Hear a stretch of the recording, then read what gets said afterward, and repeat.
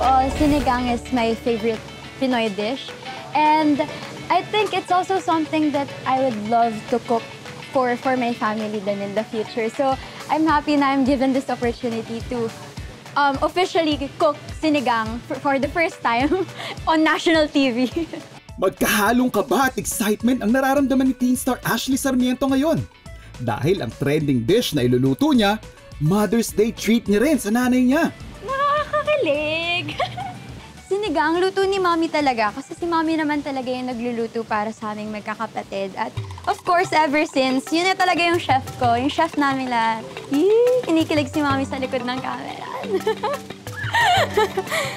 Tapos ngayon, ako naman na magluluto para matikman niya at ng lahat. At ng lahat, ibebenta ko ba to sa inyo? Okay, so first, ipil muna natin tong labanos. Okay. Bilis lang naman to, guys. Ayan, it's time for me to test my skills, knife skills. Alam nyo guys, magpapakatotoo ako sa inyo. Kinakabahan ako ngayon. Pero alam kong Lord got me. Wow!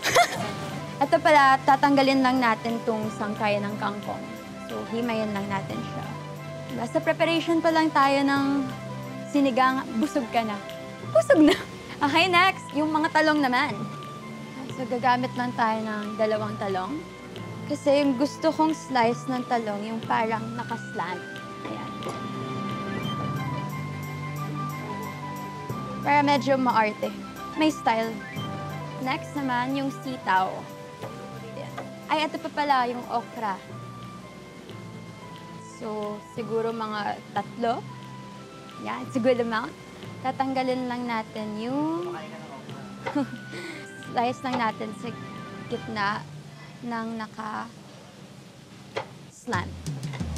Okay. Then after nun, at meron na kasi tayo ditong gabi kahit araw pa.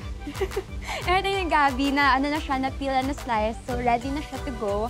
And of course, yung iba pa nating mga ingredients like kamatis and sibuyas. And now, ito na talaga yung hinihintayin ng lahat. Give it up for Chef Ashley! Yan, lagay na natin ngayon itong sibuyas.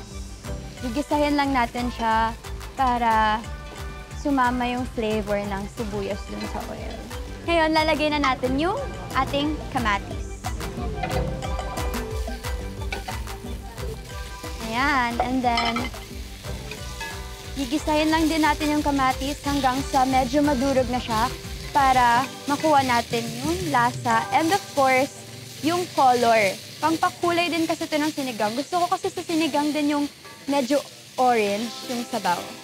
Medyo lumalambot na nga yung kamatis, so pwede na natin siyang durugin ng onte. Ito, pag nakikita nyo ganito na yung itsura niya, pwede na natin ilagay yung pork para magisa. Ito natin siya. Haluin hanggang medyo mag-brown ng onte. Okay, so okay na rin to. Ngayon, mag-a-add na tayo ng water. Tsaka tayo maglalagay ng ating patis. Tsaka pepper. Okay na rin to. Haluin muna natin saglit.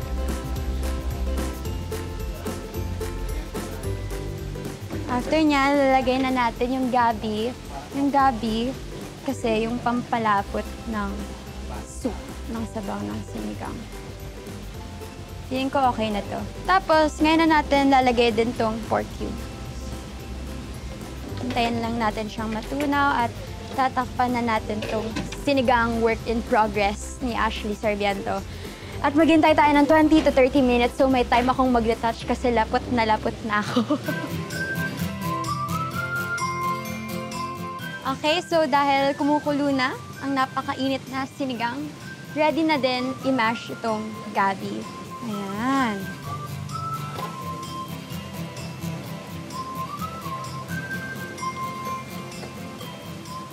Tapos, tsaka na natin ilalagay ang ating secret ingredient pala.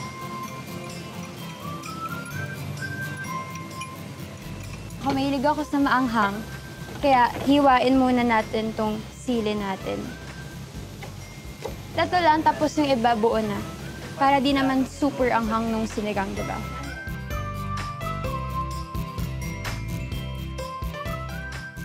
Tapos, okra.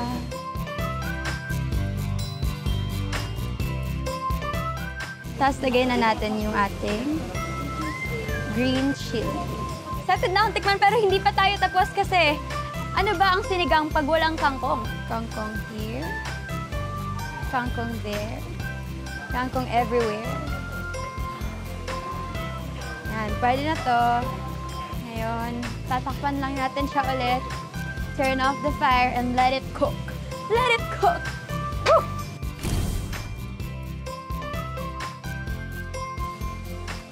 Wow, ang asid! I love it! Nakakakilig! Kilig! Nakuha ko ba ang puso mo? Nakuha mo bunggo. Nice! Sarap. Approve, guys! 5 stars! Of course, nasaya ako kasi si Mommy, siya yung, yun nga, katulad ng punang sabi ko kanina, siya yung laging nagluluto para sa amin. So, the fact na pumasa ako sa standards niya, sa cooking standards niya, is something that made me happy and mauulit-ulit. Kasi syempre, di ba, pag nakakuha ka ng approval dun sa mom mo or from someone that's special to you, mas mamomotivate ka to do it more. Madali lang naman talaga magluto ng sinigang, pero feeling ko, natural na talaga.